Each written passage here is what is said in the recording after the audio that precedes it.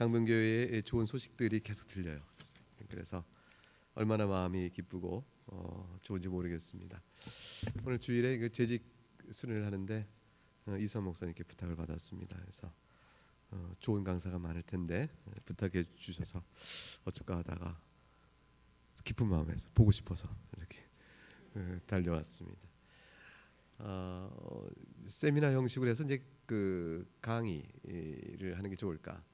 아니면 이제 은혜의 말씀을 나누는 설교 형식이 좋을 것 같다. 제 마음에 교수는 사실 강의가 익숙하잖아요. 그런데 이제 설교 형식으로 제가 마음에 자꾸 갑니다. 그래서 말씀을 드렸죠. 설교 형식으로 하겠다. 이렇게 됐습니다. 괜찮겠죠? 사실 그 오늘 전하고 싶은 말씀은 교회는 어떠한 것이고 교회 생활을 어떻게 잘하는 것인가. 사실 재직은 교회를 잘 세워가기 위해서 필요한 것이지 않습니까? 그러니까 그런 의미에서 이제 교회가 어떠한 것이고 교회 생활을 어떻게 하는 것인가를 잘 아는 만큼 재직 활동의 원리, 그 성격을 잘 이해할 수 있고 그렇게 되어지면 비로소 재직이 무엇을 하는가라는 것에 대한 기능적인 또는 일의 사역적인 측면을 잘 감당할 수 있다고 생각합니다. 무엇을 해야 하고 어떻게 하는가라는 것은 되게 기능적인데 그것보다 훨씬 중요한 게 교회이기 때문에 어떤 성질과 성격을 가져야 하는가, 이게 참 중요합니다. 그것은 뭘 의미하냐면 모든 재직의 활동은 효율성이나 능률 그런 관점에서 봐서는 안 된다는 것을 뜻합니다. 재직 활동을 잘한다, 맡은 바 직분을 받아서 그거를 잘한다, 그리고 교회를 섬기기 위한 여러 가지 봉사 섬기의 활동을 나눠받을 때 그걸 잘한다 라는 그 잘한다는 것의 효율성, 능력 이런 것보다 훨씬 중요한 게 있다는 것입니다. 그건 뭐냐면 교회란 성격 때문에 나오는 것입니다. 기독교 신앙 원리 또는 생활 원리를 우리가 생각할 때 가장 중심된 두 가지가 있습니다. 이 두 가지는 하나는 뭐냐면 교회 생활, 신앙 생활의 가장 중요한 두 가지 중에 하나. 근데 지금 말씀드리는 한 가지는 두 번째 말씀드리는 것의 토대이며 기반입니다. 그것은 바로 뭐냐면 용서하라. 용서하라. 하나님께서는 우리에게 뭐라고 말씀하시냐면 내가 너희를 용서한 것 같이 서로 피차 용서하라. 이 말씀을 주십니다. 그래서 이 말씀의 제1 원리를 소홀히 하거나 무시하거나 그것에 익숙치 않거나 그것을 마음에 두고 열심히 이렇게 하지 아니하면 기본적으로 교회 성격을 잃어버립니다. 이제 교회란 어떤 것입니까? 물어보면 우리가 믿는 자의 무리라고 설명한 것도 하나의 교회의 정의입니다만 더 중요한 게 있어요. 그게 뭐냐면 용서받은 자의 무리예요. 교회는 용서받은 사람들이 모임입니다. 다시 말하면 믿음으로 인하여 용서를 아는 사람들이에요. 그러니까 용서를 필요로 한 사람들이었고 그 용서를 약속으로 받은 사람들이고 그 용서의 기쁨 가운데 사는 사람들이 이 신자입니다. 교회는 그것을 가득 차야 됩니다. 그리고 두 번째는 주님이 또한 교회를 향해서 또 개개인 성도를 향하여 말씀하신 신앙과 생활의 핵심 원리가 있습니다. 그것은 뭐냐면 내가 거룩하니 너희도 거룩하라, 그것입니다. 그 성결의 부르심이 주어집니다. 성결의 부르심은 용서받은 자에게만 가능한 부르심입니다. 용서라는 것은 무엇을 용서받죠? 성결치 못한 것을 용서받는 겁니다. 용서라는 것은 거룩하지 못한 것을 용서받습니다. 그것을 죄라고 그럽니다. 죄를 용서받았다는 것은 우리는 본래 성결하지 못한 자요 거룩지 못한 자라는 뜻입니다. 그런 사람들이 용서를 받았습니다. 그 용서받은 우리에게 하나님께서는 내가 거룩하니 너희도 거룩하라 하고 소명을 줍니다. 부르심의 목적을 밝혀주십니다. 그래서 교회는 용서를 받은 자의 무리이면서 동시에 거룩한 생활을 하고자 하는 무리가 되어집니다. 그 전자를 뭐라고 그러냐면 신학적으로 의롭다함을 받았다 이렇게 얘기하는 겁니다. 그래서 우리는 이신칭의 믿음으로 의롭다함을 받았다 말하는 것이 뭐냐면 용서받은 자다라는 뜻이에요. 그리고 두 번째를 뭐라고 하냐면 성화 그럽니다. 이 거룩하게 여기심을 받아 거룩하게 만드셨다. 우리가 거룩한 변화를 겪지 않습니까? 그 칭의와 성화 이렇게 신학적으로 얘기합니다. 너무 어려운 단어예요. 그런데 실제 말하면 용서를 구하고 용서의 필요를 아는 자들인데 용서받은 자다. 그게 사죄의 은총을 받았다는 거죠. 사죄의 은총을 받으니까 의로운 자가 되어진 겁니다.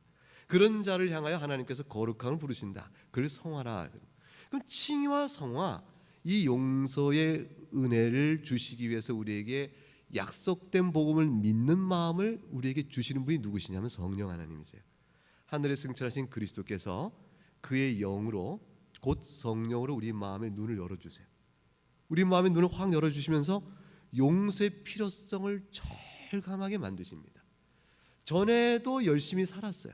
뭐 크게 잘못한 거 없이 살았고 세상에서 뭐 욕먹을 일 없이 살아왔고 내 교양과 양심과 노력으로 어떤 선한 결과를 얻고 살아온 떳떳한 사람이에요. 그런데 이 사람이 성령께서 눈을 뜨게 하니까 한없는 비참한 죄인임을 알게 되는 겁니다. 말할 수 없는 탄식이 마음에서 우러나게 되어져요. 어찌할꼬라는 이 탄식이 우러나옵니다. 자신에게 생명이 없고 파멸과 죽음뿐임을 절감하게 되어집니다. 이게 하나님의 은혜의 역사예요.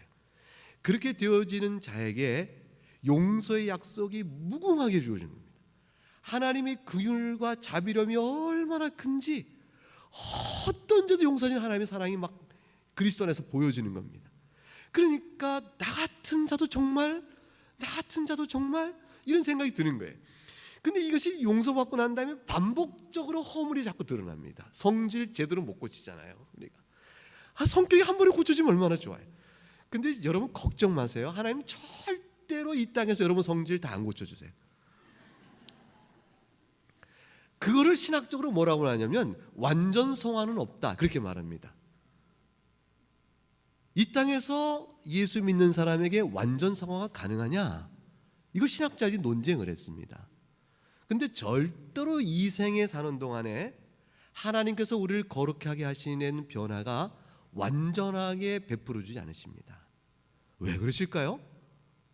우리가 이렇게 완전하지 못한 것, 성질머리 드러나는 것, 옛사람의 본성대로 사는 것, 이것이 하나님 보시기에 좋아서 그러실까요? 아니에요. 우리가 얼마나 죄 아래에 있는 자인가를 알게 하세요. 더욱더 십자가 은혜를 바라보게 하세요. 그래서 우리가 이제 그 자식을 기를 때 아이의 필요를 금방 압니다. 이 아이에게 필요를 이렇게 5가지를 도와주면 한 번에 그 아이의 문제가 다 해결된 건 알지만 한 번에 5가지를 도와주는 부모님은 지혜로운 양육을 하는 게 아니죠. 어떻게 하냐면 하나만 도와줍니다. 그리고 그 아이가 하나의 도움 받아서 너무 기뻐하며 하다가 다시 또 도움을 필요로 한 줄 알게 되어죠. 그럼 또 도와줍니다. 조금씩 도와줌으로 인해서 그 아이가 도움의 감사를 알고 그래서 그 일을 해나가도록 이끌어냅니다. 이 교육을 하는 거죠. 하나님께서는 우리에게 이 땅 사는 동안에 우리가 왜 하나님의 긍휼만이 우리의 생명인가를 정말 알기를 원하세요. 우리는 기본값 자체가 자기가 잘났다가 돼 있어요. 기본값 자체가 남과 비교하여 우월하다. 내가 이렇게 노력하여 이렇게 훌륭한 결과를 냈다는 자부심과 자기의 이게 기본값으로 설정되어 있습니다. 언제부터 그럴까요? 타락한 이후부터는. 그래서 잘못된 거는 남 탓, 잘한 거는 내 공로. 이게 타락 이후의 죄의 성질로 딱 기본값으로 설정되어 있습니다. 이거 벗기는 건 보통 어려운 게 아닙니다. 그래서 이 기본값에 잘 어울리는 가르침과 종교나 윤리야말로 공의롭다고 생각해요. 그 유대인들도 그랬어요. 그 의로운 자가 천국의 백성이고 죄인은 천국에서 멀어야죠. 근데 예수님이 와서 죄인이 천국에 가깝다니까 도대체가 말이 안 되는 겁니다. 죄인이 천국에 가깝다는 말을 하는 저 예수는 하나님 나라를 뒤집는 자예요. 용서 못할 자가 되는 겁니다. 세상은 예수님을 용납하지 않습니다. 세상은 절대로 예수님을 살려둘 자로 인정하지 않습니다. 그것은 뭘 의미하냐면 기독교적 가치와 종교적 신념은 세상에서는 아주 이질적이라는 것이에요. 너무 신경질 나는 것이에요. 제대로 우리보다 살지도 못하면서 왜 우리를 죄인이라고 하느냐. 이 반발은 세상에서 항상 우리에게 하는 말이니까 어쩔 수 없습니다. 이 기본값 설정된 우리들에게 하나님께서 죄 용서를 구하게 하십니다. 용서의 필요를 절감하게 하십니다. 그리고 그것도 날마다 그 용서의 필요를 느끼게 하세요. 계속 알게 하십니다. 그 계속 알게 하시는 그 과정을 통해서 우리로 하여금 거룩으로 불러가시는 그 일을 알게 하십니다. 자, 그래서 교회가 교회답다는 것은 용서를 경험한 사람들이에요. 따라서 용서를 받았은즉 용서를 하는 사람들로 교회의 성격이 드러납니다. 근데 용서를 잘 하시나요? 어렵죠. 한 번만 하면 될까? 7번 정도 하면 어떨까요? 7번. 베드로가 물은 대로 주님 7번씩 할까? 주님 뭐라고 하셨어요? 7번을 70번씩 해라. 어떤 70번씩 7번씩 해라. 결국은 끝도 없이 해라. 평생 해야 될 일이다. 그 말씀이시죠. 하나님의 용서는 무한함으로. 자, 그래서 칭의와 성화라고 말하는 것은 용서를 경험하여 용서를 베풀 줄 알고 또 그러므로 거룩하게 부르심에 대한 거룩에 따라 살아가고자 하는 마음을 갖는 것은 전부 성령 하나님의 은혜 역사입니다. 그래서 교회가 성령 안에서 충만한가, 성령이 이 교회에 역사하고 있는가를 보는 것은 뭐 다른 거 볼 필요 없어요. 이 두 가지 특성을 가만히 들여다보면 됩니다. 자, 그럼 어떻게 하세요? 이 용서를 경험받았은즉 용서하고 거룩한 하나님의 부르심 받아 우리 거룩에 살고자 하는 이 두 가지를 합쳐서 무엇을 하라고 요약될까요? 용서하라, 거룩하라. 이 두 개를 합치면 한 가지 이걸 하면 됩니다. 그게 뭐냐면 사랑을 하면 됩니다. 그래서 기독교적 사랑이라는 것은 용서받은 자가 행하는 사랑입니다. 기독교의 사랑은 하나님의 뜻을 헤아려 다른 이의 이익을 도모해 주는 일이에요. 그것을 가리켜서 하나님의 율법의 뜻을 이루는 일이니 곧 사랑이에요. 율법의 완성은 다른 일을 사랑하는 데 있다 하셨습니다. 그러므로 하나님 뜻을 이루는 것이 거룩인데 거룩은 좀 어려운 단어잖아요. 거룩은 굉장히 어려운 개념입니다. 거룩이다. 그런데 사랑은 좀 쉽게 다가오죠. 결국 용서받은 자가 하나님의 뜻에 따라 이웃을 향하여 사랑의 마음을 갖는 일을 하면 이 전체가 요약이 되어집니다. 그럼 죄직이란 건 뭐냐면 교회와 개개인의 신앙생활에 이 두 가지 측면이 잘 드러나도록 애를 쓰고 돕는 역할을 각기 여러 가지를 통해서 하는 겁니다. 그러니까 재직의 활동 중에 육체를 써서 할 일이 참 많잖아요. 근데 육체를 써서 하는 많은 일들이 그 일 자체의 목적과 목표를 두면 본질과 성격을 잃어버리게 되어집니다. 효율과 능력과 판단력의 뛰어남이 경쟁이 되어지면 세상과 똑같아지는 것이에요. 누가 더 잘하나, 그게 교회 안에 힘을 발휘하게 되면 계속 잘하는 사람은 한 분이요, 상처받는 사람은 다수가 되어집니다. 그러면 안 하니만 못하게 되는 것이죠. 그래서 교회 일은 루저가 없어야 돼요. 패배자가 없어야 됩니다. 왜냐하면 사랑을 하는 과정, 사랑 안에서는 패배자라는 게 있을 수가 없잖아요. 그러므로 교회의 영적 원리를 잘 먼저 생각해야 됩니다. 이게 싫어서 이걸 잘 못하니까 소위 어떤 사람들이 이런 얘기하는 겁니다. 나는 신앙생활 예수님은 잘 믿겠는데 교회는 안 나가겠다. 그런 분들이 나그네인데 그런 분들이 한동안 교회 안 나가다가 나그네 교회를 와요. 그 저희 교회 흥덕에 있는 이제 조그만 제가 목회하는 그 교회는요, 신앙 이력이 보통이 아니에요. 처음 믿고 오신 분이 아니고 신앙 경력 20년, 30년 두루 다니다가 10교회를 거치고 오신 분, 뭐 이렇게 그 교회에서 뭐 한 가닥 하시다 오신 분도 있고, 뭐 그렇게 험한 세월 다 보내다 오신 분들이 많아요. 그래서 그렇게 오십니다. 근데 참 감사한 거죠. 신앙생활은 교회 생활 없이는 안 되는 사실을 절감하고 마침내 오신 분들이에요.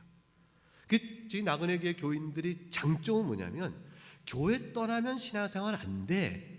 이거를 교회를 떠난 나그네 세월 속에서 익히고 온 사람들이에요. 그렇기 때문에 돌아와서는 교회 안에서 교회 소중함에 대한 감격이 있어요. 교회를 떠났다가 긴 세월 상처와 눈물 속에 있다가 이제 다시 돌아와서 이 교회가 얼마나 소중하냐, 그걸 아신 분이에요. 여러분, 교회 안에서 자라서 그래서 평생 세대를 거쳐서 교회 안에 계속 있으신 분은 교회를 떠난 분이 없기 때문에 사실은 교회에 자신이 몸은 와 있으나 마음은 떠나 있는 생활하면서도 교회의 소중성을 모를 수가 있어요. 차라리 몸도 떠났다가 와버리면 그냥 알 텐데 몸은 있고 마음만 떠나 있다. 신앙생활을 잘하는 일은 교회 생활을 잘하는 일입니다. 이거는 목사가 직업적으로 하는 말 같죠. 예수님 믿는 신앙적 가치와 복음의 말씀 순종의 각 생활 영역에서 하나님의 영광을 드러내는 삶을 사는 것이 신앙생활이지, 무슨 교회라는 기관과 조직에 속해서 그것 잘하는 게 신앙생활이라고 이렇게 말하는가. 이거는 완전히 목사란 직업에 따라서 자신의 이익을 도모하기 위한 욕심 사나운 말이야. 혹시 이런 소리 안 들리세요?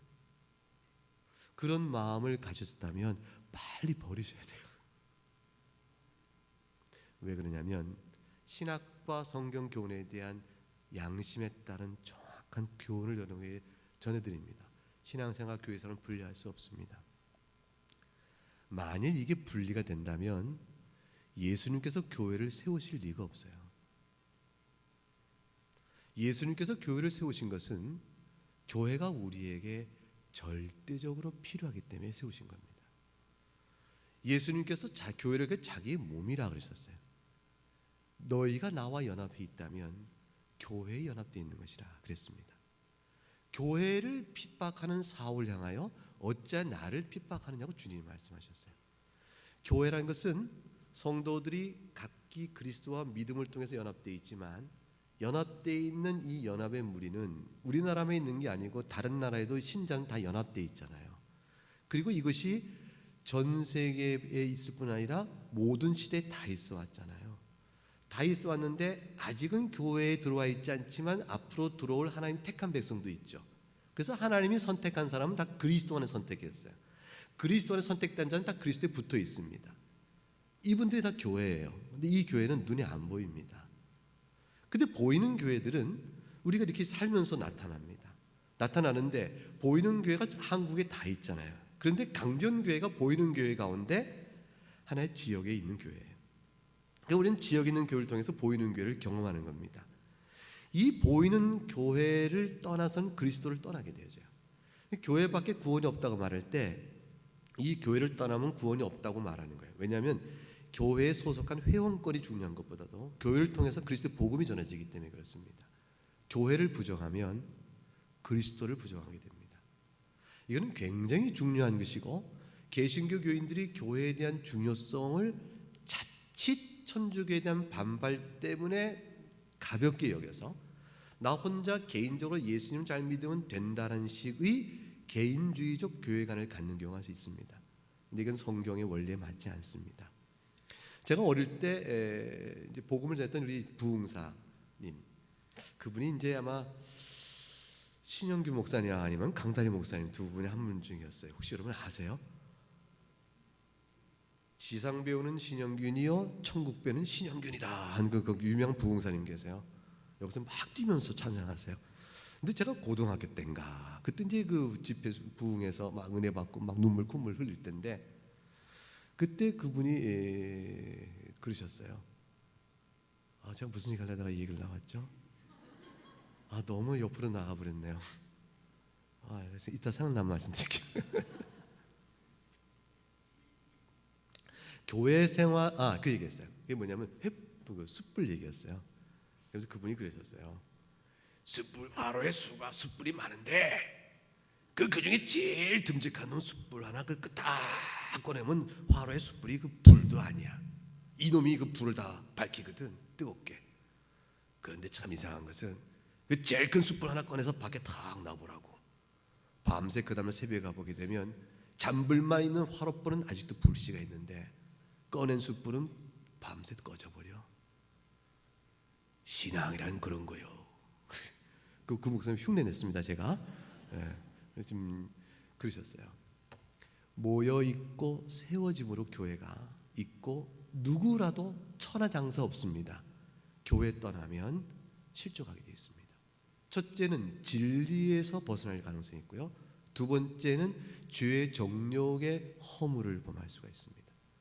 교회 안에 있으므로 무엇을 어떻게 믿는 것이 옳은가에 대한 진리 강서를 통하여 믿음의 도리를 균형 잡히게 되어지고, 교회 안에 있으므로 다른 지체 연결 속에서 방종하고 나태하며 정욕의 허물들을 함부로 범하지 않게 되는 다스림 안에 있게 됩니다. 그것을 교회에서 치리한다 하고, 잘못된 자를 돌이키기 위한 것을 권징, 이렇게 말하는 겁니다.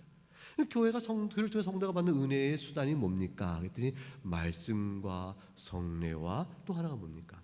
다스림의 권징이거든요. 이걸 통해서 우리가 성도가 하나하나 세워져 가는 것이죠. 그렇게 오므락조므락 하나하나는 뛰어나지 않아요. 그래도 모여 있으면 교회가 굉장히 커져가는 겁니다.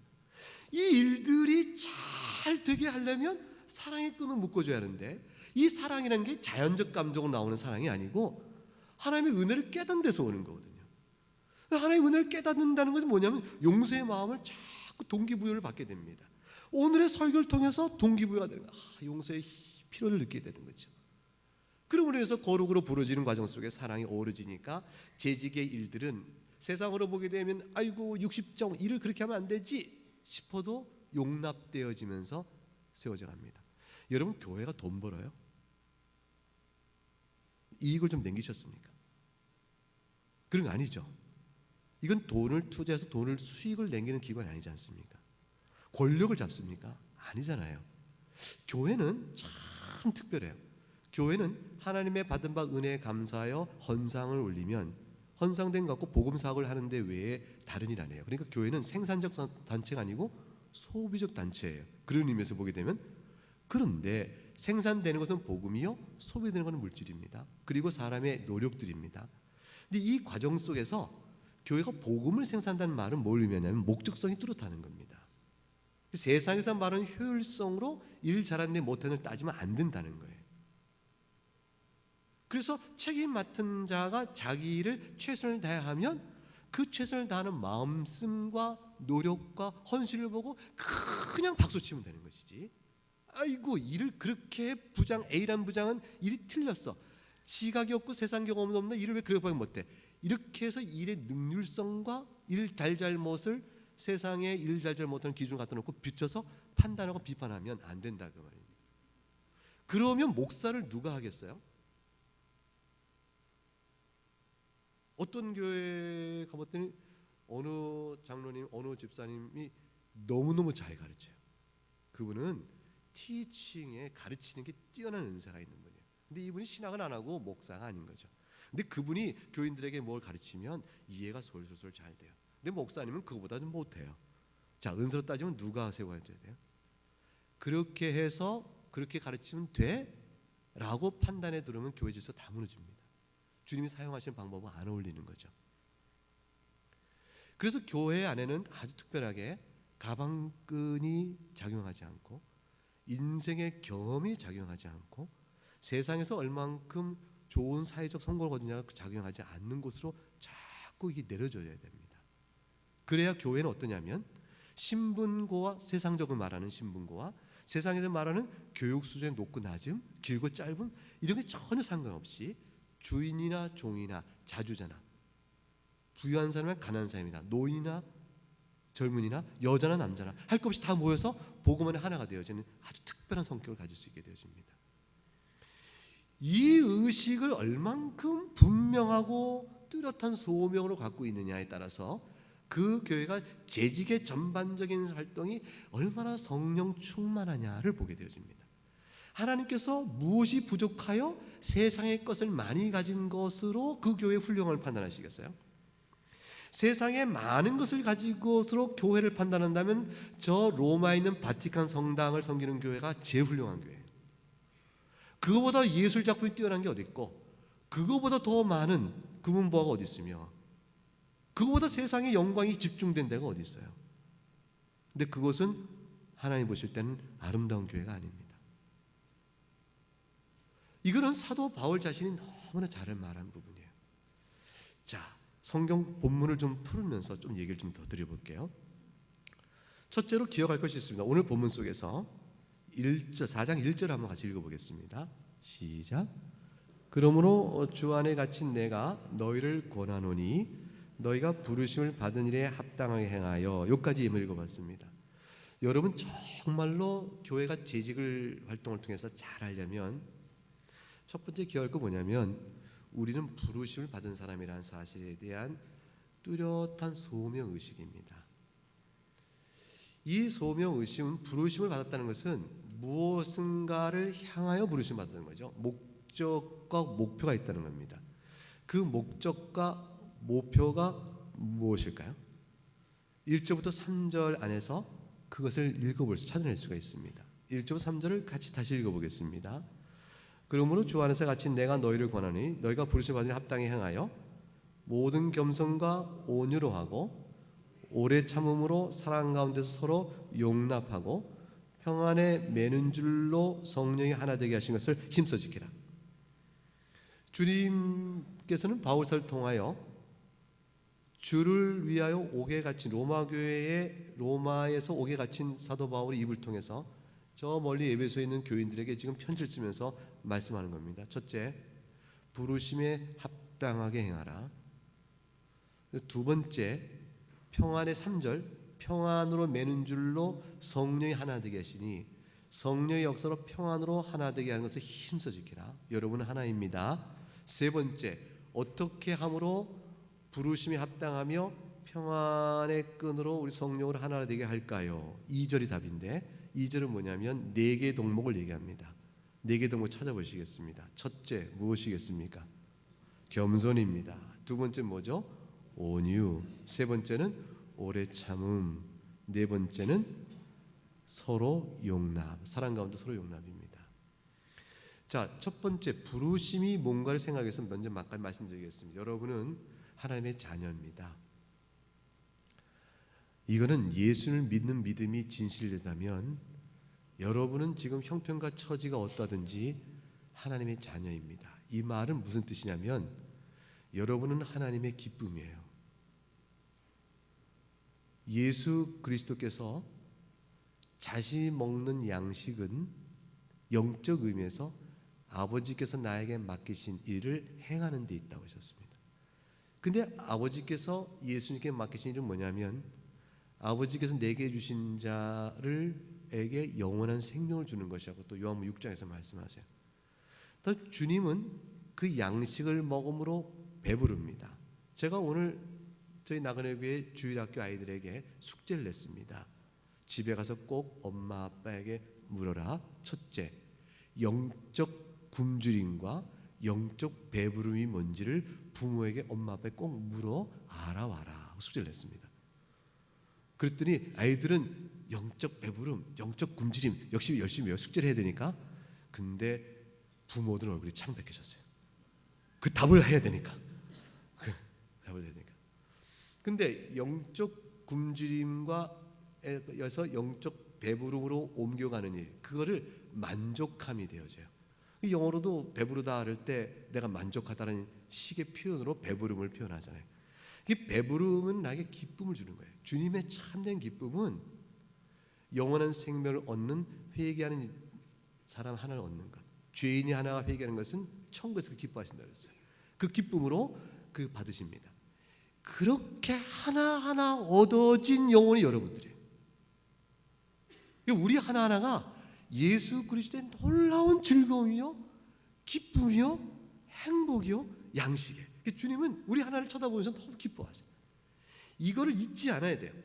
마음속에. 그래서 우리에게 영원한 생명 주시고 하나님의 자녀 신분 주시고 우리가 이 땅에 사는 동안 비록 어떻게 살더라든지 하나님의 거룩한 무리요 성도에 합당한 신분을 확 붙들어 주시는 것입니다. 이 사실 절대 잊지 말합니다. 그 다음 두 번째, 성도의 부르심을 그렇게 받아서 주님의 기쁨이 되는 우리들에게 있어서 주님은 우리를 흩어놓지 않고요, 꼭 묶어 놓으십니다. 성령의 줄로 우리를 하나 되게 묶으니 그게 평안이라고 얘기되어 있습니다. 여러분, A란 교회가 자기네 교회의 신앙 수준과 많은 교육을 자랑했습니다. 그런데 그 교회는 이어서 교회 분열과 다툼의 소문이 그치지 않습니다. 근데 B라는 교회는 세상을 볼 때 장로교 신학교, 개혁 신학에서 좀 벗어나서 좀 시원치 않다라고 이렇게 눈여겨보고 좀 얕봤던 교회가 있었습니다. 교세는 둘 다 큰 교회입니다. 근데 그 교회는 시간이 흐를수록 그 교회는 잡음이 없고 평강의 힘으로 유지되어 가고 있습니다. 무슨 말일까요? 성령께서 평안케 하는 힘이 도대체 어디서 오는가? 그 교회가 평안한 힘이 어디서 오는 것일까? 그 교회 역사하고 있는 성령의 힘이에요. 성령께서 어떻게 그 교회에 그렇게 역사하실까? 그거는 딱 하나예요. 겸비함에 있습니다. 겸손한 교회는 평안으로 하나가 되어지며 그 교회가 주님의 기쁨의 즐거움의 행복감을 계속 맛볼 수가 있습니다. 신앙생활이 달콤해집니다. 신앙생활이 오늘 교회 가야 돼 해서 마음이 두근두근 괜히 설레요. 그 토요일날 아니 며칠 전부터 교회 가는 일이 그리워져요. 여러분 주일날 교회 오는 걸음이 그리워지는 성도처럼 행복한 교인이 없어요. 오늘 들을 강설의 말씀은 뭘까? 예배 중에 또 어떤 행복과 기쁨이 있을까? 이거를 기대하며 오게 되는 걸음. 그 가운데서 영적인 배부름과 시원캠을 느끼며 오는 거죠. 그건 말할 수 없이 커요. 그래서 4가지 2절에 보니까 첫째는 겸손. 이 겸손은 하나님께서 너무너무 기뻐하시는 일입니다. 그 재직의 재반 활동을 겸손과 반대되게 활동하는 것을 교만과 다툼이잖아요. 마음을 낮추지 않고 마음을 스스로 높여서 나만큼 한 사람이 있나? 저 사람은 왜 저렇게밖에 못해? 라는 마음이 겸손과 어긋난 마음입니다. 그런 마음으로 재직의 일을 하게 되면 교회는 일을 할수록 트러블 메이커, 다툼을 일으키는 일이 벌어집니다. 그래서 참 그렇죠. 어느 한 분이 있습니다. 그 분은 굉장히 열심입니다. 열심만큼 열심을 내지 않는 다른 분들이 늘 다소 아쉽고 좀 더 심하게 말하면 불평스럽습니다. 근데 그분은 확실한 신념이 있어요. 예수 믿고 구원받았다면 이 정도의 열심은 아무것도 아니야. 내가 뭘 이렇게 열심히 하는 거라고 말을 해? 그것까지는 참 좋은데 그런데 왜 남들은 그렇게 안 하는 거지? 이게 문제예요. 제가 아는 이제 우리 신학생 중에 한 사람이 찾아왔습니다. 교수님, 제가 사역하는데 이 부장 집사님을 어떻게 대할지 몰라서요. 그래서, 왜? 이 부장 집사님은 성경을 너무 사랑하세요. 그러면 좋네. 근데 문제는 너무 사랑하셔서 하루에 10장씩 성경을 읽으세요. 그럼 10장? 그거 좋은 일 아니야? 했더니 근데 교수님 근데 그 10장을 저도 읽으라는 거예요. 그래서 자네는 사역자니까 10장을 근데 이 신학생이잖아요. 얼마나 바빠요. 그리고 이 신학생인 사람은 하루에 10장씩 읽을만 시간을 못 내고요. 깊이 있게 한 장을 읽는 게 익숙해요. 근데 그분이 하루는 이렇대요. 10장을 읽어서 10장 읽은 다음에 자기의 큐티 묵상을 속에 올려서 단톡방에 이렇게 알리게 하도록 한 거예요. 부장 집사님의 사명이죠. 그게 너무 좋았어요. 혹시 그런 부장님 계시면 이거 여기서 들은 얘기 아니니까 오해하지 마세요. 그래서 이제 그런데 처음에는 좀 했는데 방학 때는 좀 이렇게 했는데 계약하니까 못 하잖아요. 그래서 못 한 거죠. 버텼더니 그 부장 선생님이 와서 조용히 그 우리 전도사님이 가서 뭐라고 하신지 알아요? 전도사님, 성경을 안 읽으면 거짓 선지자예요. 가슴이 철렁한 거예요. 가슴이 철렁한 거예요. 말씀을 잘못 가르치거나 말씀을 멀리하면 거짓 선지자인 건 맞을 수 있어요. 근데 내가 정한 방식과 원칙대로 그 성경 읽기를 안 하면 거짓 선지자 된다는 것은 잘못이에요. 근데 이런 우를 범하는 거예요. 그분은 이해가 안 가는 거예요. 자신이 받은 은혜가 너무 커서 하루에 성도가 10장씩 성경 안 읽는 것은 그러고 밥을 먹는 것은 죄 중에 죄예요. 근데 사역자가 더군다나 그런다니까 이거는 가짜 사역자예요. 근데 기대했던 전도사님이 그렇게 안 하니까 귀에다 10장씩 아니면 거짓 선지자예요. 이 전도사님, 이 사역자 교수님 저 어떻게 하면 좋아요? 그래서 한 10장 읽은 채도 해보고 한데 양심이 걸리는 거죠. 그래서 얘기했어요. 거짓 선자 돼야겠구만. 말씀을 드려 자네가 읽는 성경의 습관, 방식을 말씀을 드려. 그리고 요 정도에서 이렇게 하겠습니다 하고 이해를 구해. 그래도 안 들으면 힘들지만 어떡하겠나. 문제는 내가 예수 믿는 열심이라면 이래야 된다라는 자기가 생각하는 틀 안에서 남들을 이해하지 못할 때 그 순간에 그것은 모든 열심이 겸손이 아니라 교만으로 한순간에 바뀌어버립니다. 주님을 향한 열심은 1대1이잖아요. 그런데 겸손과 교만의 것은 관계적입니다. 이 관계적인 가운데서 한순간에 교만이 되는 겁니다. 본인은 그걸 이해를 못해요. 왜 내가 남들한테 이상한 소리를 들어야 되지? 내가 이 평화를 깨치는 사람이야? 자기는 이해를 못해요. 내 주위의 모든 사람은 그분으로 인하여 신음합니다. 이것은 재직의 재활 활동함에 있어서 마음속 깊이 깨우쳐야 될 중요한 사실입니다. 사도 바울은 2절 모든 겸손, 일체의 겸손하라고 말합니다. 사도 바울이 사도행전 20장에 가게 되면 자신이 이제 밀레도에서 사람을 보냅니다. 에베소에 보내서 에베소에 본인이 개척한 교회 아니에요. 3년 넘게 사역했던 교회인데 에베소에 있는 장로님들을 사도 바울이 자신 있는 곳으로 오라고 그래요. 이때 이 장로는 목사님을 같이 포괄하는 장로입니다.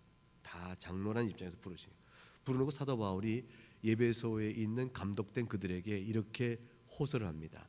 잘 들어보세요. 아시아에 들어온 첫날부터 지금까지 내가 바울이죠.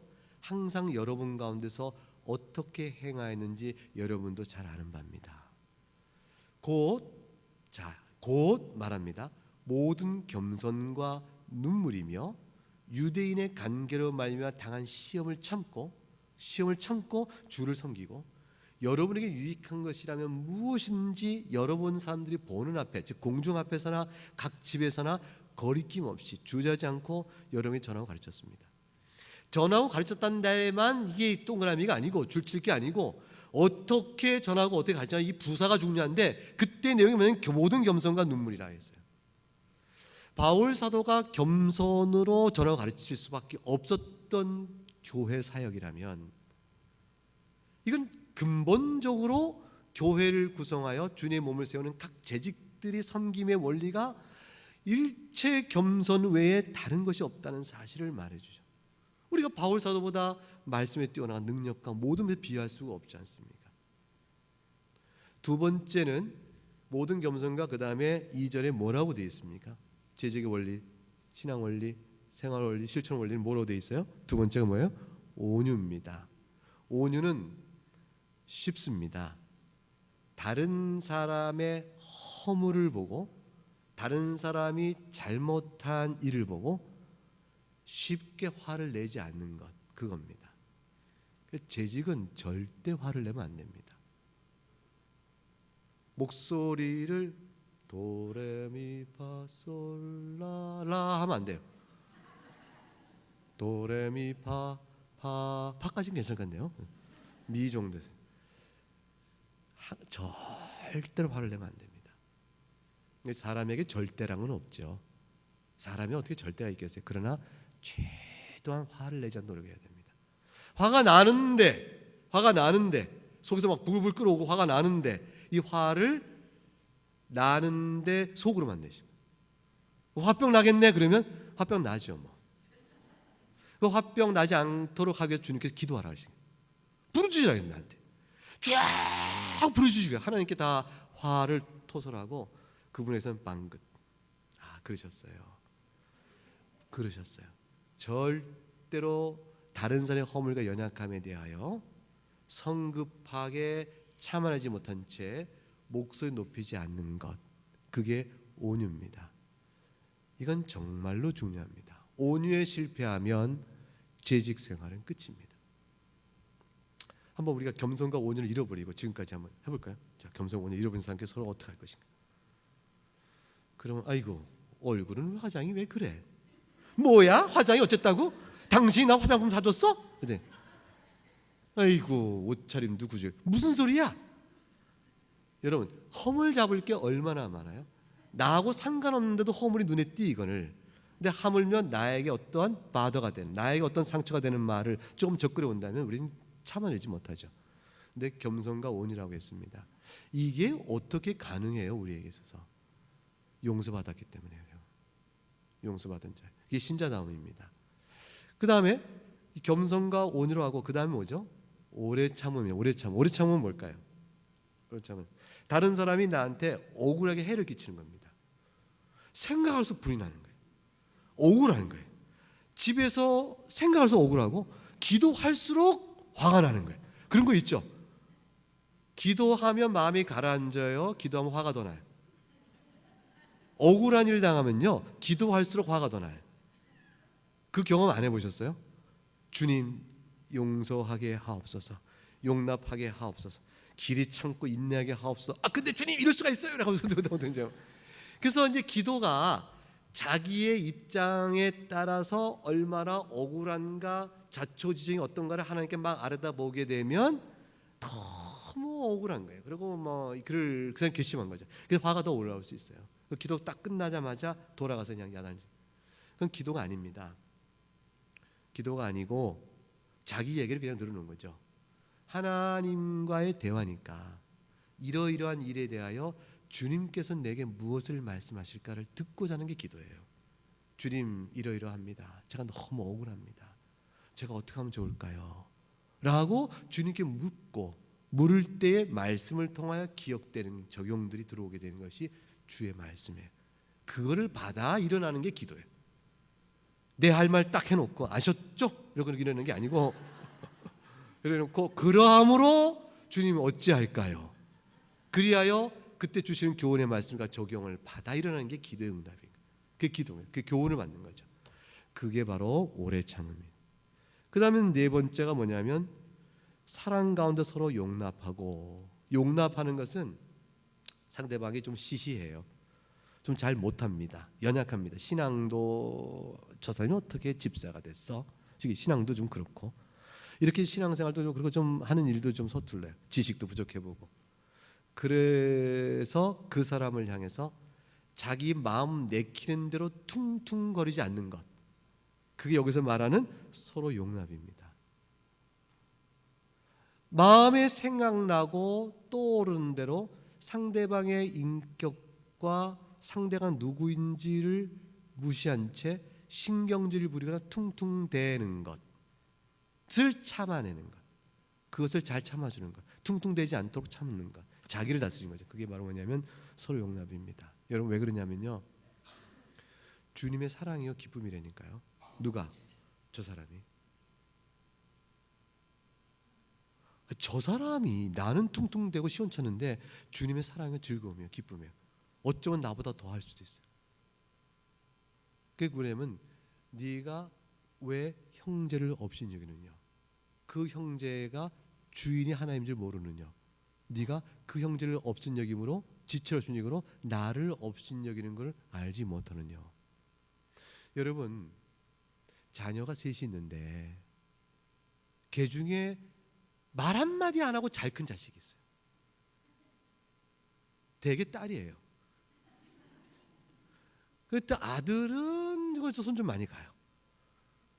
그래도 첫 아들은 좀 나던데 둘째로 아들이 나오면 손 많이 가요. 이게 막내 기질이 있어가지고 또 이래요. 어쨌든 근데 셋째를 낳는데 셋째가 좀 부족해요. 첫째, 둘째에 비해서. 어려서부터 아이를 잘 키워보고 하려고 부모가 많은 애를 씁니다. 노력도 더합니다. 그래서 애가 기죽지 않도록 해주려고 애를 쓰고, 교육도 조금 더, 과외를 시키거나 학원을 보내도 조금 더 보냈어요. 애가 부족하다 싶은 생각이 들어서 부모의 마음에 늘 안타까우니까 그렇게 늘 돌봤어요. 그런데 보세요, 첫째 녀석이 그 아이를 좀 우습게 여기는 거예요. 너는 우리 집안에서 너 하는 게 뭐 있어? 부모님이 돈이나 더 쓰고 엄마 신경이나 더 쓰게 하고. 이러면 어느 부모가 좋아해요? 그 첫째 아들처럼 괘씸한 녀석이었어요. 세상에 너 같은 녀석 내가 없다 하고 부모가 그 녀석이 그렇게 미워요. 돌봐야지, 사랑해야지. 하나님께서는요 우리를 그렇게 보세요. 교회 지체 가운데서 교회 다른 교인을 향하여 품었던 한마디의 어떤 말 하나도 주님 마음 아파하세요. 내가 사랑하는데 너 왜 그래? 너 왜 그래? 탕자의 비유 아시죠? 그 탕자를 아버지가 멀리서부터 알아봐요? 이 불가능한 일이에요. 친구도 못 알아들 만큼 사람이 달라졌잖아요. 우리도 아니 자네란 말이야? 아니 자네가 왜 이렇게 됐나? 못 알아볼 사람이 됐던 거죠. 완전히 망해버렸으니까. 근데 아버지는 멀리서도 알아봐요. 이상한 일이죠. 부모는 그래요. 근데 더없이 아버지 앞에 잘했던 첫째 아들은 그 동생을 멸시합니다. 아버지의 마음을 모르는 거죠. 하나님께서 우리를 구원해내실 때, 예수 그리스도 안에서 십자가의 고난으로 모든 죄 사시고 불러내실 때 우리 안에 더 훌륭한 자식 없고요, 더 못난 자식 없고요. 우리는 다 그래요. 저는 제일 두려운 것 중에 하나, 제가 볼 때 시원치 않은 교인인데 주의 나라 앞에 섰을 때 주님의 칭찬을 나보다 더 많이 받을까 봐 겁나요. 그런 걱정 안 드세요? 전 그 걱정이 굉장히 들어요. 그래서 저는 판단을 중지한 지 얼마가 안 돼요. 그 전에 제가 젊어서 신학교 다닐 때 설교할 때는요, 제가 설교 쫙 하고 나면 좀 멋있게 해요. 막 설교해요. 막. 그러면 이제 끝나고 할 때 이제 인사하잖아요. 그럼 우리 권사님이 김 전도사님, 네, 오늘 말씀 듣고 나니까 제가 천국에 갈 수 없을 것 같아요. 그 말 듣고 저는 기분이 되게 좋았어요. 말씀을 제대로 받으셨구만. 얘기하세요, 권사님. 근데 지금 그렇게 생각하니까 제가 복음의 복자도 모르는 사람이었어요. 얼마나 교만했는지 모르죠. 참 설교 강단에서 야단을 치고 교인들을 잘못했다 책망하고 그렇게 하기를 참 좋아했어요. 말씀을 가르치니까 당위적이잖아요. 성도는 이래야 한다. 자, 오늘 제가 이렇게 합니다. 성도는 서로 피차 용서해야 합니다. 용서하지 않고 성도일 수 있습니까? 여러분 용서 제대로 하십니까? 오늘 용서한 사람 누가 있어요? 그렇게 용서도 안 하고 글쎄 은혜 안다고 말할 수 있습니까? 여러분 그런다고 다 신자가 아니에요. 여러분 어떻게 마음에 되게 목사님 왜 오늘 저렇게 열을 내셔? 은혜를 받는 줄 알죠. 제가 그게 복음인 줄 알았어요. 근데 제 마음에 용서의 은혜가 없었던 겁니다. 성도의 허물을 내 허물보다 작게 보지 못한 거죠. 그러고 보니까 마음이 요즘에는 무슨 생각이 드냐면 세상에 하나님 앞에 큰 칭찬받을 사람이 교인이다 싶어요. 정말이에요. 교인 중에서 어떤 교인이냐 싶은, 이름도 없는 교인이다 싶어요. 어느 교인이냐, 이름도 없이 그냥 아무도 안 알아주는데 무슨 봉사나 수고한다, 주방 봉사하건 뭘 하건 구준이 하건 어떤 일을 하건 간에 그냥 껴서 이렇게 하다가 저 잘 못해요 그러면서 하다가 있을 때 나올 때 나도 돕고 가는데 아무도 그분을 알아주지 않아요. 주님의 칭찬이 참 클 것이다. 왜냐하면 저는 그런 일을 잘 못하거든요. 알아줘야 하거든요. 안 알아주면 심통이 나거든요. 그래서 자꾸 비교의식이 들거든요. 누가 칭찬해주면 전 자식하고도 그래요. 그냥 집사람이 아들을 칭찬해요. 가만히 비교하면 내가 더 잘한 게 있거든요. 그건 왜 몰라줘? 이렇게 얘기를 해요. 그러면 아휴 큰아들, 막내. 기본값으로 이 마음에 이게 자리 잡아서 제가 생각할 때 내가 교인이었으면 신앙생활 제대로 했을까, 그런 생각이 들 정도로 요즘에 그런 생각이 듭니다. 이것이 교회를 세워가는 일이라는 사실을 잘 알고 있는 사람이 교회 생활을 바로 하고 재직 활동을 제대로 하는 겁니다. 객관적인 근거를 얘기합니다. 4절과 6절 읽어보겠습니다. 4절 6절 시작. 몸이 하나요 성령도 한 분이시니 이와 같이 너희가 부르심의 한 소망 안에서 부르심을 받았느니라.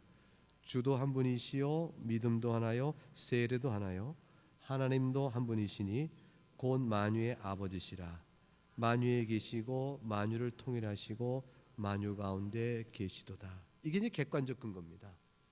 우리가 한 몸이다라는 사실을 생각할 때 평안에 매는 줄로 서로 겸손과 온유과 오래 참과 용납을 할 수가 있는 거고요. 그리고 성령으로 하나로 엮였지 않느냐. 우리가 바른 소망도 다 하나예요. 주님 오실 날 그날 이루실 그 소망 하나 바라보고 사는 것이죠. 우리 주님이 서로 갈라지지 않고 있고요. 믿음도 하나고 세례도 한 세례를 받았고 아버지 하나님 한 분입니다. 이러한 관계 속에서 우리가 있기 때문에 우리는 서로 사랑하며 살아야 될 중요한 부르심 받고 있다는 사실을 잊지 않는 것. 이게 너무 중요합니다. 이것은 또 하나의 당위적인 것이죠. 이렇게 해야 합니다라고 목표를 제시한 것이에요. 사실 누가 겸손하다 말할 수 있으면 누가 온유를 한다고 말할 수 있겠어요? 이건 또 역시 또 하나의 목표입니다. 그런데 그 교회가 이것이 목표점이라는 사실에 마음을 모아 동의하며 자신을 돌아볼 줄 알면 그 교회는 우리가 생각보다 훨씬 큰 평안이 이렇게 임하게 됩니다. 뭘 경험하냐면 생각 밖에 교인들로부터 용서받거나 사랑을 받고 있다는 이 느낌이 와요. 이렇게 오게 됩니다. 그렇게 오게 되어지면서 너무 감사가 되고 이 교회가 소중한 마음이 들게 되어집니다. 절대로 내가 있고 교회가 있는 게 아니고 교회가 있고 그 교회에 저를 집어넣으신 거예요. 그래서 공동체라는 이 전제 위에 나 개인이 있다는 사실을 절대 잊지 말아야 합니다. 그래서 주님은 교회를 세우시고 이 공동체 구성을 잘 할 수 있도록 직원을 두시는 거예요. 그 직원이 집사요, 권사요, 그다음에 장로님이시요, 목사요 이렇게 되는 것이잖아요. 이 직원의 사역을 통해서 두 가지가 교회 안에 이루어집니다.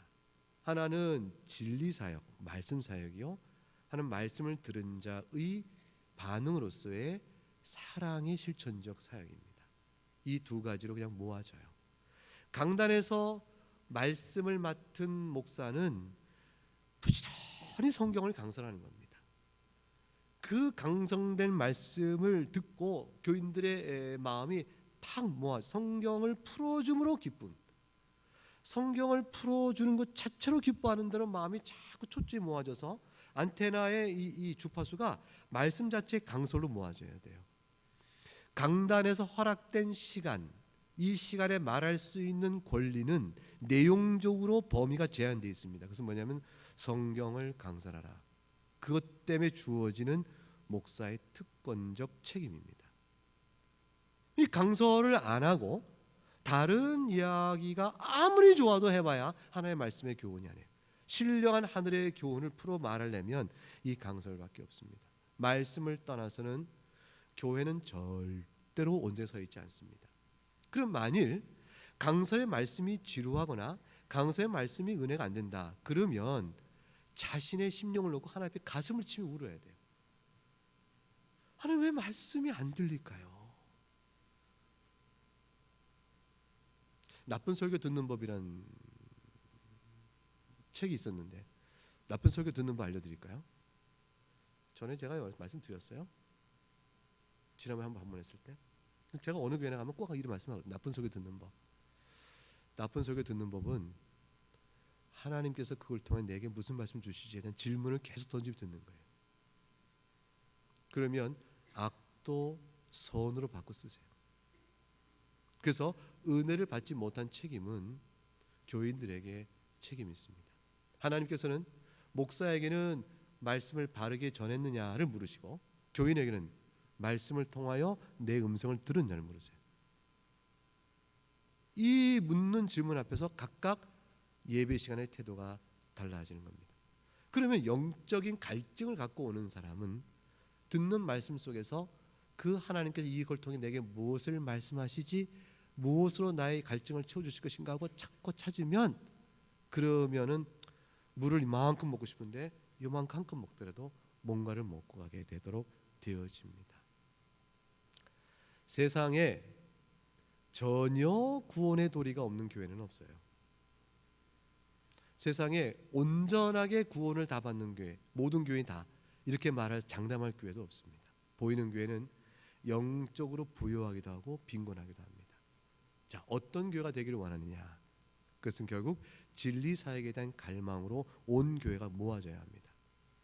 그래서 이 교회다운 모습을 외부 사람이 와보게 되면, 첫째는 이 교회에 와서 예배를 드려보니 하나님 말씀의 강설이 잘 이루어지고 있다 싶으면 말씀을 깨닫지 못한 사람도 딱 얘기해요. 그 교회 가면 말씀이 있어. 복도방 주인이 그렇게 얘기한단 말이에요. 동네 슈퍼 아저씨가 그렇게 얘기하네. 아, 강병교회 그 교회 말씀이 있어. 본인 신앙생활 잘하시나요? 근데 아이, 난 교회 안 나가. 우리 마누라가 나가는데 난 안 나가요. 근데도 그분이 알아요. 그 교회는 설교가 어떻다. 교회의 아주 강력한 특징이기 때문에 그렇습니다.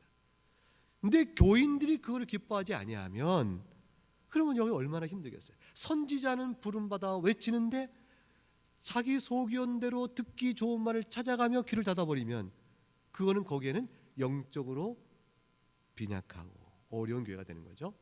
그래서 말씀 앞에 교인 초지 모아제입니다. 이 일이 선이 이루어지도록 하기 위해서 피차간의 선한 말씀이냐를 분별하는 가장 중요한 토대가 뭐냐면 신앙 문서들이에요. 그래서 신앙 문서에 따른 신앙 고백서와 요리문답 등의 내용에 합치된 대로 말씀이 풀어지면서 전달되고 있을 때 피차간의 그 말씀의 강설에 동의점이 이루어지고 은혜도 받아 누려지게 되어져요. 그래서 요리문답과 신앙 고백서를 가르쳐 놓으므로 교인들은 강단에 누가 서도 딴 말 하는가 아닌가를 분별할 기준을 갖게 되고 목사 또한 거기에 맞춰 강설함으로 교인들을 바르게 이끌어갈 수 있는 힘이 되어지므로 상호 견제와 상호 세워가는 중심태가 되어집니다. 그러면서 성경을 계속 풀어 가르치는 일들이 교회에 이루어집니다. 이게 진리사역입니다. 이 진리사역은 용서가 무엇이고 왜 필요한지를 깨우쳐주며 사랑으로 나아갈 거룩한 삶을 살아갈 당위적인 부르심 앞에 계속 우리를 놓게 되어집니다. 그다음 두 번째는 이렇게 말씀을 받고 나면 사랑의 열매를 맺어갈 필요적 책임을 절감하게 됩니다. 말씀에 반응을 해야 될 거 아니에요. 말씀을 반응해야 되기 때문에 사랑의 열매를 맺어가게 됩니다. 그것이 말씀의 적용점이 되어지겠죠. 그래서 오늘 본문의 4장에 읽지 않았는데 그 내용이 13절과 14절 말씀 먼저 읽어보겠습니다. 13, 14절 시작. 우리가 다 하나님의 아들을 믿는 것과 아는 일에 하나가 되어 온전한 사람을 이루어 그리스도의 장성한 분량이 충만한 데까지 이르리니 이는 우리가 이제부터 어린아이가 되지 아니여 사람의 속임수와 간사한 유혹에 빠져 온갖 교훈의 풍조에 밀려 요동하지 않게 하려 함이라. 하나님 아들 믿는 것과 아는 일에 하나가 된다. 그것이 온전한 사람을 이룰 때까지 자라가는 것이요 충만하게 되는 것이라. 14절에 어린아이처럼 사람 속임수와 유혹에 빠져 엉뚱한 데를 가지 않을 만큼 복음적 지식을 든든히 갖는 일이 중요하다. 13, 14절이 이게 진리사역입니다. 그 다음 15, 16절을 읽어볼까요? 시작. 오직 사랑 안에서 참된 것을 하여 범사에 그에게 자랄지라. 그는 머리니 곧 그리스도라. 그에게서 몸이 각막을 통하여 도움을 받음으로 연결되고 결합되어 각 지체의 분량도 역사하여 그 몸을 자라게 하며 사랑 안에 스스로 세우느니라. 이 15, 16절은 딱 뭐가 됐습니까? 사랑의 충만함이 교회를 세워간다 되어 있습니다. 자, 그러면 어떤 분이 강병교회를 방문했습니다. 방문해서 한 달간 신앙생활을 합니다. 그리고 강병교회를 위한 평가를 합니다. 자, 뭘 갖고 평가할까요? 두 가지예요. 하나는 뭐예요? 진리, 말씀 사역. 두 번째 뭐죠? 사랑. 이 두 가지로 그 교회를 평가합니다. 아, 그 교회는 사랑이 없어. 아, 그 교회는 말씀이 없어. 이 두 가지로 평가하죠. 그 교회는 말씀이 있고 성도가 사랑 안에 하나가 되고 있어. 어떻게 알아? 가봐. 이 말 하나죠. 빌립이 나다나엘에게 와서 보라. 내가 주를 만났다. 나다나엘이 왜 무슨 낯에 선한 것이 나겠냐? 와서 보라 그랬어요. 사마리아 여인이 사마리아 마을 사람이 가서 말합니다. 내가 있는 모든 일을 다 말한 이가 그리스도가 아니겠냐? 와서 보라 그랬어요. 와서 보라. 이 교회 경험한 사람이 얘기하죠. 와서 봐. 말씀이 있어. 그 다음에 교인들이 겸손과 온유와 오래 참음과 서로 용납함으로 어우러져 있어 사랑이 있어. 그러면 교회는 행복한 것이에요. 여러분, 한 인생 살아서 욕심내고 해봐야 받고 손에 쥐는 거 뻔하잖아요. 스카이 캐슬 그 보셨어요? 그 아직 안 보셨으면 보실만 하지 않을까요?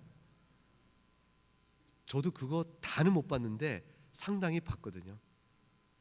스카이 캐슬 뭐야 스카이 캐슬 이름도 다 영어로 돼 있고. 그런데 한 가지 분명히 말해줍니다. 그 얼마나 그 개연성이 있느냐 뭐 이런 거 다 떠나서 세상적 허영과 삶의 진실하고 귀한 것에 과연 같이 갈 수 있을까? 이것의 질문을 우리에게 던져주죠. 아이가 상처를 입습니다.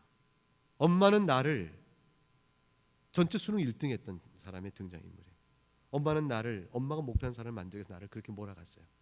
나는 엄마의 뜻을 맞추는 것은 나의 행복을 알고 그렇게 열심히 살아왔어요. 그리고 그 모습을 이루었죠. 수능 1등하고 의사가 됐어요. 근데 그분은 행복하지 않았죠. 얘기합니다. 엄마는 내 인생을 언제까지 쥐라펴라 갈 것이냐.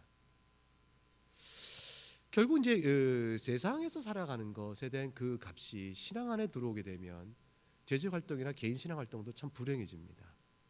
하나님께 울며 구하는 것은 세상에서 얻는 가치 기준에 따라서 구하는 것을 하나님의 힘으로 더 얻고자 하는 것에 불과하게 되어지면, 그러면 하나님 안에 주는 복음적 자유함과 은혜는 잃어버리고 세상적 스트레스를 신앙 안에서 다시 해결해 보려고 노력밖에 안 됩니다. 복음이 주는 자유함을 잃어버리는 것이죠. 그래서 참 전정한 성도의 행복을 맛보지 못합니다. 기복신앙이 그래서 위험합니다. 하나님께서 우리의 먹을 것을 주시고 약한 자를 치유하시고 고쳐주시는 은혜의 하나님이여 복의 근원이라는 사실을 누가 부인하겠어요? 그런데 세상적인 가치와 값으로 하나님의 힘을 빌어 그것을 이루고자 하는 조기적 열심으로 포장돼 나갈 때 그 모든 신앙의 열심은 그에게 복음적 자유와 행복을 못 주게 됩니다. 이것을 타파하고 교회 안에 그리스도의 교회를 세워가시는 그 참된 뜻을 실현해가도록 하는 일을 원만히 하기 위해서 목사요, 장로요, 집사요, 권사요, 더 나아가 서리 집사까지 세워서 이 교회 안에 재반 활동이 원활되게 하는데, 이 활동 자체가 우리가 또 하나의 일이 되어져 잘하니 못하니 어떻게 그렇게 하니 등등의 얘기가 왔다 갔다 하게 되어지면 교회를 얼마나 슬프게 만들어요. 이래도 한 세상 저래도 한 세상. 어떻게 사시겠어요? 믿음 따라 사는 거죠. 죄의 정욕을 따라 살다가 죄의 정욕에 이루지 못하는 그것을 죽을 것이냐, 주 안에 주신 교훈 따라 믿음 따라 살다가 믿음 따라 주 앞에 이를 것이냐. 이거 하나가 남잖아요. 욕심 내어놓고 오직 감사로 용서받은 자의 행복, 의인 칭의예요. 그리고 거룩하게 부름받은 자로서 두 가지로 사랑 가운데 살아가는 일, 그것이 정말 주 안에서 행복한 생활입니다. 주님이 그것 주시려고 우리 부르신 거예요. 그것 주시려고, 다른 거 아닙니다. 올해 2019년 재직 수련회 때가 이 말씀 여러분에게 아마 다음 주에 와서 제가 여러분이 전할 말은 기능적인 것들이에요. 뭐는 어떻게 하면 어떻게 좋을까, 이런 것들을 몇 가지 말씀드리려고 하는데, 그거보다 오늘 드린 말씀이 훨씬 중요합니다. 이 말씀의 원리를 마음에 두시고 기쁨으로 살아갈 수 있기를 주의 이름으로 축복합니다. 기도하겠습니다. 하나님 아버지, 우리는 잘하기를 좋아하고 잘하고 나면 인정받기를 좋아하고 그리스도 안에서 주신 은사대로 행한다는 것의 말도 충분히 이해하지 못한 채 우리가 많은 마음의 영혼의 핍절함이 있습니다. 교회를 세우신 뜻은 우리의 자연인으로서의 우리의 본성을 거슬려 성령 안에 새롭게 빚어지는 것인데, 우리 한 가지 분명히 아는 것은 용서받은 자란 사실입니다. 용서받은 자로 피차간에 용서하며 서로 겸손과 온유와 오래 참음과 사랑 안에 용납함으로 어우러져 실로 받은 바 은혜에 따라 거룩을 이뤄가는, 곧 사랑을 실현해가는 저희 모두가 되도록 도와주시고, 그 가운데 재직으로 세우신 모든 귀한 성도 한 분 한 분이 주님의 즐거움이요 기쁨이오니 성도 한 분들에게 이 같은 마음의 각성과 또 행복과 감사가 넘칠 수 있도록 도와 주시옵소서. 예수님 이름으로 기도합니다. 아멘.